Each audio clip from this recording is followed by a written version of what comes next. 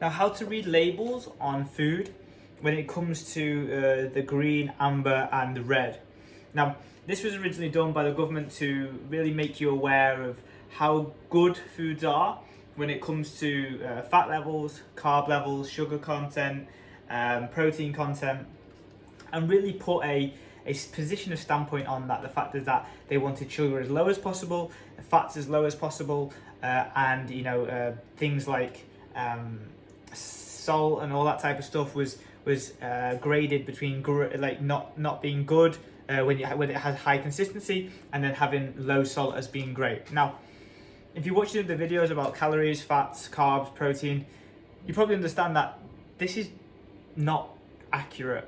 Now, what you can do when it comes to looking at these elements is that, firstly, calories are king.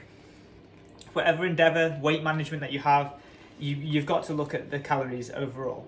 The secondly is always going to be the quantity of nutrients that are in it. So making you look at your protein, your carbohydrates and how much vegetables it has, and then your fats and carbs interchangeable. We know that whilst processed food is quote unquote not as good for us as foods that are fresh or nutritious like fresh fruit and vegetables, they still have a place within people's diets. So to grade them on a scale of red, amber and green is not that great. From a fat perspective, is that they mark saturated fats as red, whereas actually it's quite good to have a balance between saturated and unsaturated, as long as you're not significantly going over your calories and you're not having super high levels of fat on a day-to-day basis. And what I would encourage you to look at when it comes to looking at these numbers is looking at per 100 grams and looking at just simple things like fats, calories and carbs. You look at the back of this, so firstly this is peri chicken. Ignore the ambers, greens and reds. They don't work. They just fundamentally don't exist. High salt foods are probably actually really good for most people that aren't have any pre-existing conditions.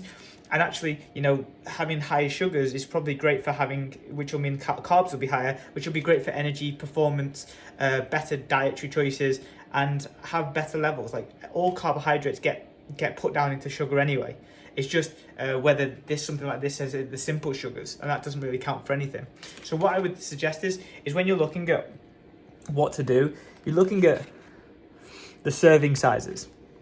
When you're looking at what's right for you, like we did on this sources video, where it was 100 mil or 100 grams, and looking at how many calories is in that, that's going to give you a good identification whether this food's going to be ideal for your calorie intake. The higher the calories per 100 gram means that it's much denser per 100 gram. The less per 100 gram it has is less calories per 100 gram. If you're looking for foods that are high in volume, you use food sources that are lower in calories but higher in volume. So 100 grams is 20 calories, 100 grams is 40 calories. Those type of foods you're going to be able to get 500 grams worth of that for the same price as you would do if 100 grams was 200 calories per 200 grams. So you want to make sure that you're getting your bang for your buck, or the desired response of what you want. If you want high volume foods, go for lower calorie per 100 gram. And if you're just looking at what the calories are, always look at the energy on the calories as opposed to the kilojoules. Kilojoules is different to total calories, and you always want to go off calories per 100 gram.